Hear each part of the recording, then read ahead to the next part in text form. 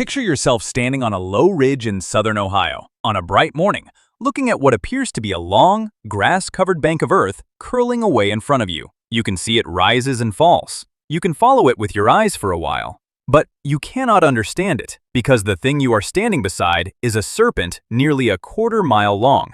And the only way to truly see the animal, to see its coiled tail, its curving body, and the great oval it seems to be swallowing at its head, is from the air. From directly above, from a place no human being in North America could reach for thousands of years after it was built. That is the quiet problem sitting at the center of this story. All across the middle of the continent, ancient peoples shaped the ground into enormous animals.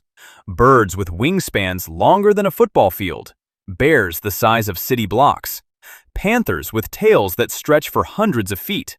And the strangest thing about them, the thing that has bothered careful people for well over a century, is that their full form only resolves into a clear picture when you look straight down from overhead. On the ground, walking beside them, you feel the shape, but you cannot read it.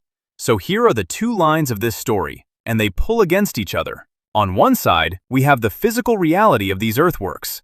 Real, measured, excavated, mapped by surveyors and later by aircraft and satellite. Massive figures, deliberately animal-shaped, laid into the earth by human hands over long stretches of the ancient past. On the other side, we have the plain fact that the people who made them had no way to physically rise up and view their own work as a finished picture. No hills tall enough over most of these sites. No flight. Nothing. And that leaves us with the question this whole film is built around. Why would anyone pour that much labor into a figure they could never fully see? Was the aerial view simply irrelevant to them, and we are the ones imposing a modern obsession with the bird's-eye picture onto ancient minds? Or did these builders genuinely intend these images to be read from above, by something, or someone, looking down? I want to walk through this with you carefully. We will look at what the effigy mounds actually are and who built them, as far as archaeology can tell. We will look closely at Serpent Mound itself, at the fierce and unresolved argument over its age.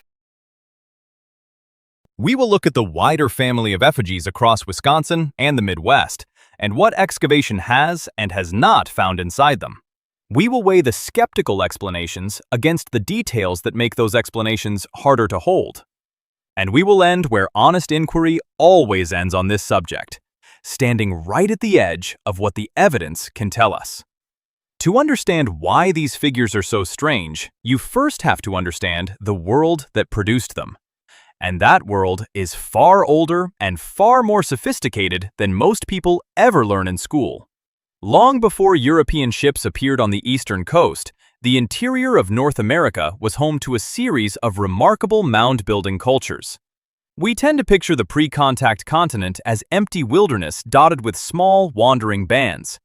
That picture is wrong. It is a comfortable story that erases what was actually here.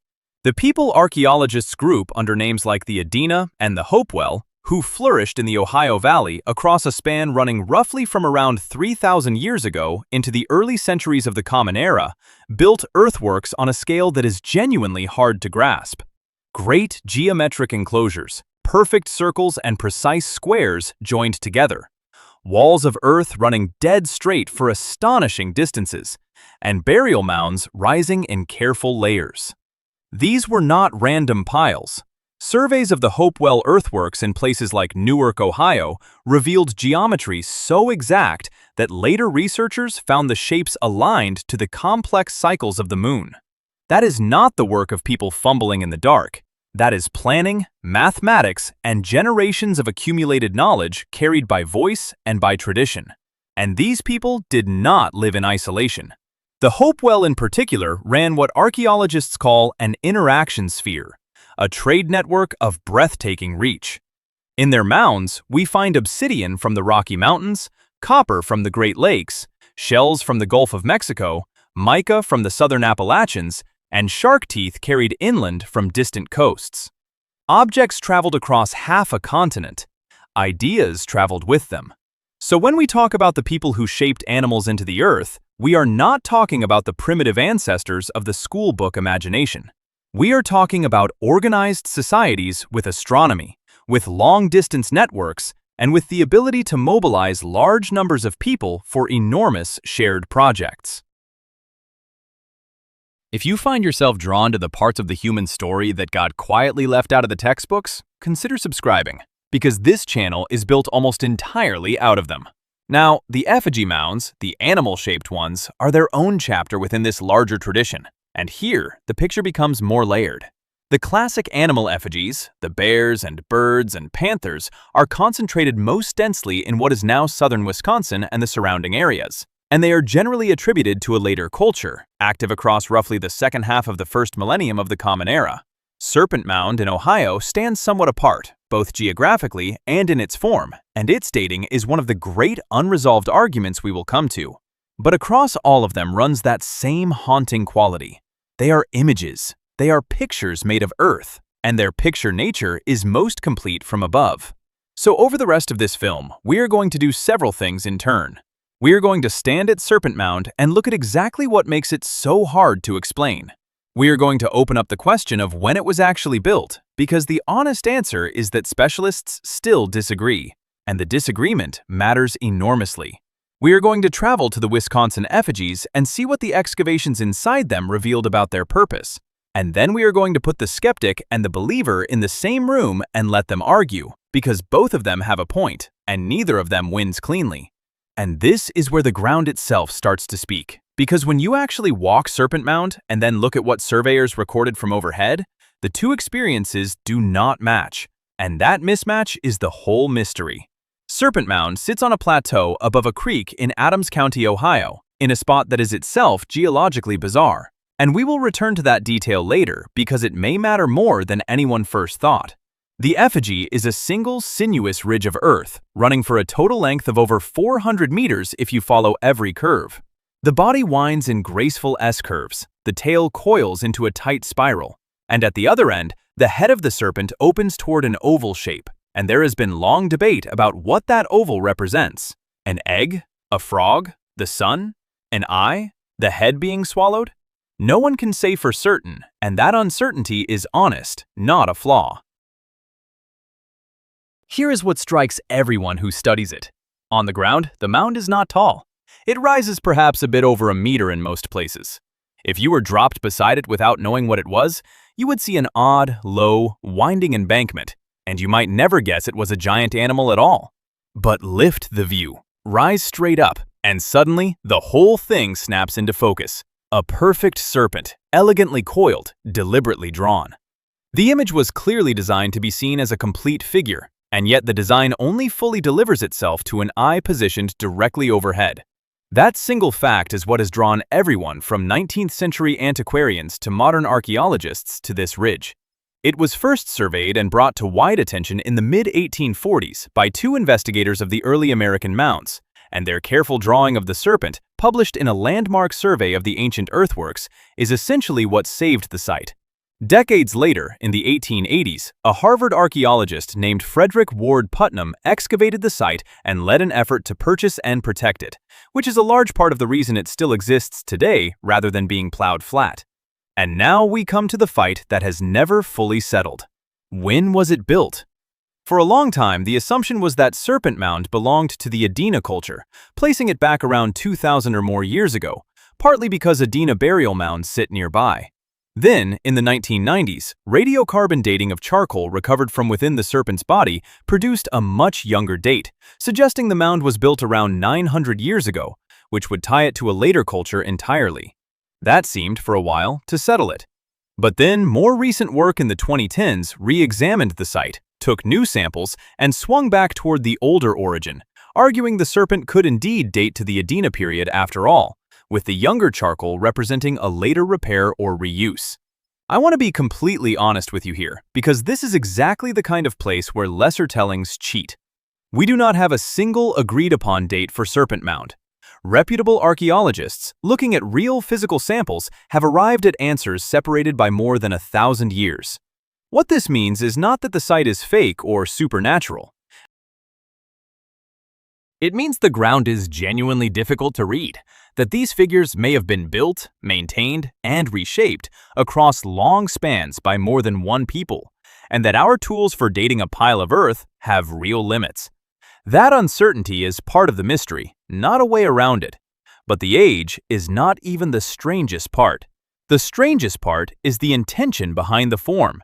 Consider the sheer coordination this required. To lay out a coherent, flowing, 400-meter serpent across an uneven ridgetop, you need someone directing the overall shape, someone who holds the full picture in their mind while hundreds of individual baskets of earth are carried and placed. On the ground, no single laborer could see the animal taking form. They would see only their small section of embankment.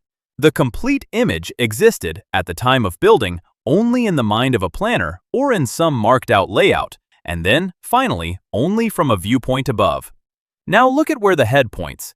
Researchers studying the site have argued that the serpent's head and the oval before it align with the sunset at the summer solstice, and that the coils may mark other solar or lunar events. If that alignment is real, and it is debated but taken seriously, then the serpent is not just a picture.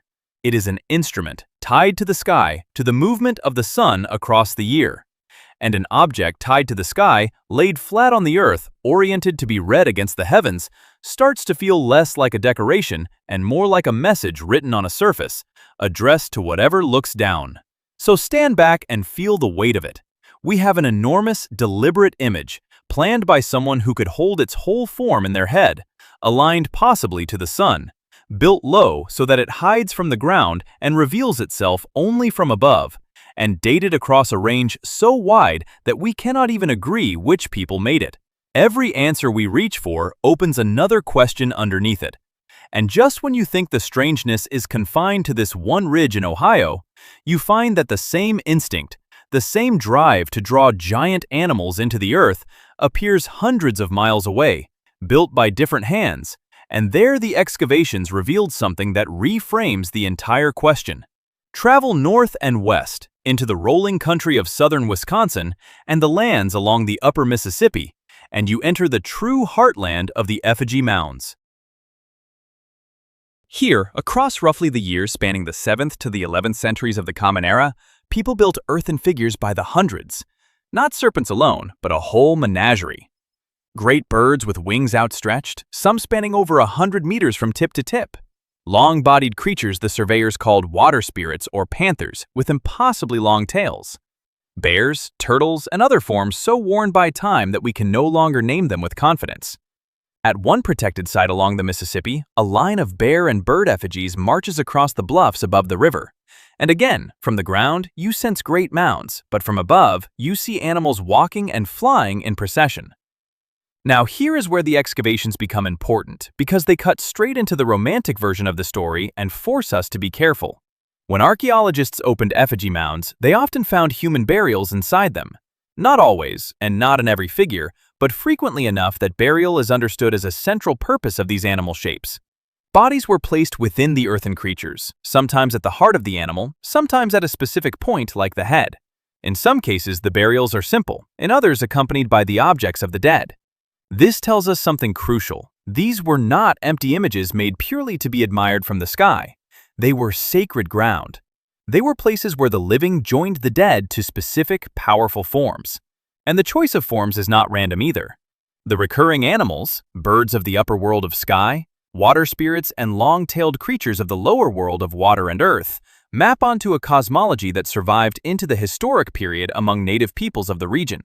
Oral traditions carried by the descendant nations speak of a layered universe, of an upper world associated with thunderbirds and the sky, and a lower world associated with underwater panthers and horned serpents, with the human world caught between them.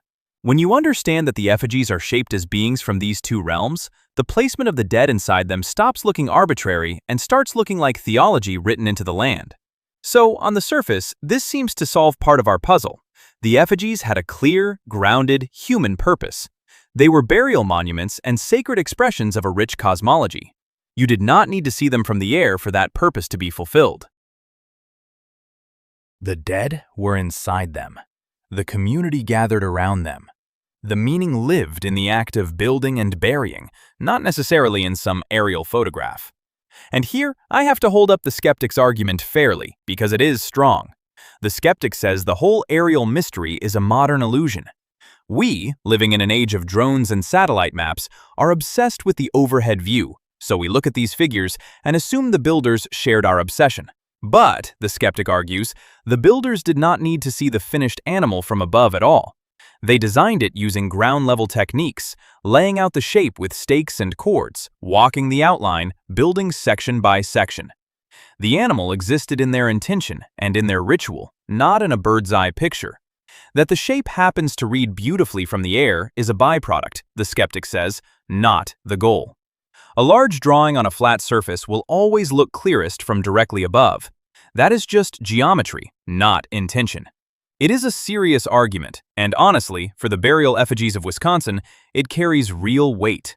Their purpose is anchored in the ground, in the dead they hold. But not everything fits so neatly, and this is where the story refuses to close. Consider the scale and precision again.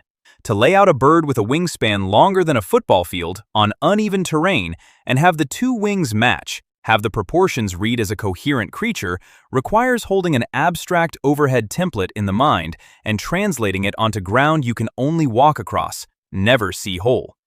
That is a genuine cognitive and organizational feat, and it raises the uncomfortable question the skeptic tends to skip. If you never intended the figure to be seen as a complete image, why work so hard to make its proportions correct as an image? A burial does not require the wings to be symmetrical. A ritual does not require the tail to curve just so. The care taken with the overall picture strongly suggests the picture itself mattered. And then there is the intended viewer. Here, the skeptic and the believer part ways most sharply. If the builders did care that the figure formed a perfect animal seen from above, and they knew no human could ever climb high enough to see it that way, then the logical conclusion is not that they built it for human eyes. It is that they built it to be seen by the beings of that upper world their cosmology described. The thunderbirds, the sky powers. The spirits who, unlike people, looked down upon the earth. In that reading, the aerial perspective is not a modern imposition at all. It is the entire point. The effigy is a message addressed upward, drawn on the only canvas large enough, in a form only the sky could read in full. Notice what has happened. The very cosmology that the skeptic used to ground these figures, the layered universe with its upper world of sky beings, is also exactly what could explain why the aerial view mattered. The same evidence points both ways. And that is why, after more than a century of study, this argument has not been won.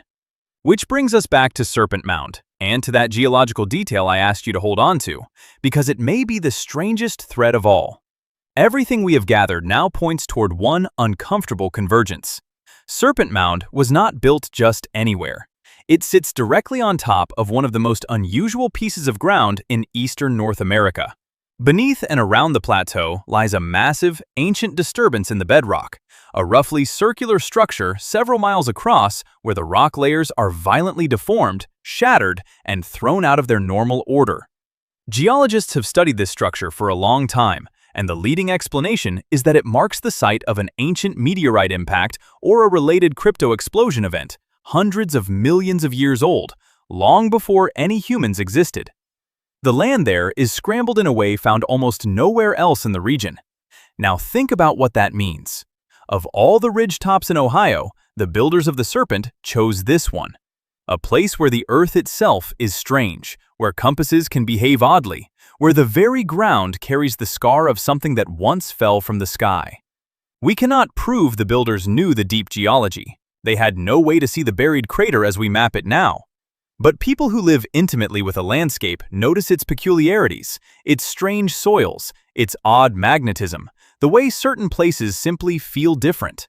It is entirely possible they recognize this as an unusual, powerful place without knowing why, and chose it deliberately. And here, the two lines of our story, the ground and the sky, seem to reach toward each other. A serpent, a creature of the lower world in the region's cosmology, laid out on ground marked by an impact from the upper world, its head aligned to the setting sun, its full form legible only from above. Whether or not any single one of those connections was intended, together, they make the site feel less like an accident and more like a deliberate meeting point between earth and sky, built by people who thought carefully about both. I want to be honest about how far this evidence can carry us, because I will not sell you certainty I do not have. We cannot prove the builders chose the ridge because of the crater. We cannot prove the solstice alignment was intended rather than coincidental. We cannot even fully agree on when the serpent was made. What we can say, standing on solid ground, is this. These were sophisticated people with astronomy, with cosmology, with the organizational power to plan enormous images they could hold only in the mind. They repeatedly chose to shape the earth into giant beings whose forms resolve most completely from above. And in at least one case, they placed that image on some of the most anomalous ground on the continent. So the mystery is not that aliens drew these figures, or that some lost race with impossible technology built them. The truth is quieter and, to me, far more remarkable. Ordinary human beings, our own ancestors on this continent, thinking in terms of a universe where the sky itself was alive and watching, drew messages large enough for that sky to read. Whether they truly believed the Thunderbirds looked down and saw, we cannot know. But they built as if something might. And that is the real weight of it. Not a secret code, not a hidden civilization, but people who took the whole earth as their canvas and addressed their art to the heavens, in an age when no human could ever rise to see the reply. But the answer, whatever it turns out to be, is not really where this story ends. Because what these figures say about the people who made them is the part that stays with you long after the dating debates fade. Think about what it takes to build for a viewer you will never become. Every one of us builds mostly for eyes at our own level, for the people beside us, for the world we can see. The people who shaped these effigies did something else. They labored, season after season, carrying earth in baskets to complete a picture they themselves would never behold as a whole. They trusted the image to a perspective beyond their reach. That is an act of faith in the largest sense, faith that the making matters even when the maker cannot see the finished thing. And there is a deeper lesson buried in how nearly we lost them. Serpent Mound survives today only because a handful of people in the 1880s chose to buy the land and protect it. Countless other effigies across the Midwest were plowed under, built over, and erased before anyone thought to record them. The animals that once walked and flew across those bluffs and earth are simply gone. Their forms known now only from a surveyor's old sketch, if at all. We came within a generation of losing the ability to even ask these questions. What survived is a fraction. The full picture, in every sense, is beyond us now. And I keep returning to the descendant nations whose ancestors most likely built these forms, and whose oral traditions still speak of the upper and lower worlds, of thunderbirds and underwater spirits. For a long time, outsiders dismissed those traditions as mere stories, while puzzling over the mounds as if they were anonymous riddles. But the traditions and the earthworks are two halves of the same book. The people who remember the layered sky are the people whose ancestors drew it into the ground. That memory is not decoration around the mystery. It may be the closest thing we have to a key.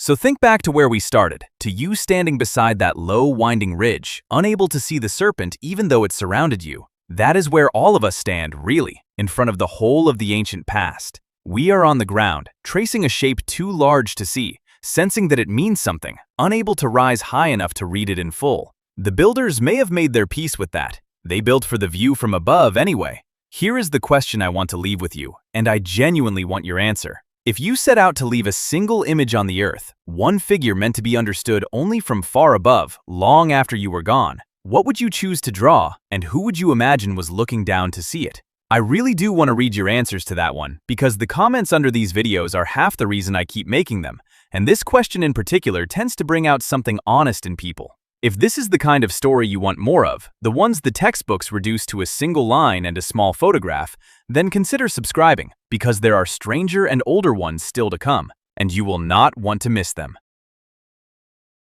And if this held you all the way to the end, a like genuinely helps other curious people find their way here, which is the whole reason a channel like this can survive. Thank you for staying with me, all the way to the top of that ridge and back. Keep looking at the familiar ground a little longer than everyone else does, and I will see you in the next one.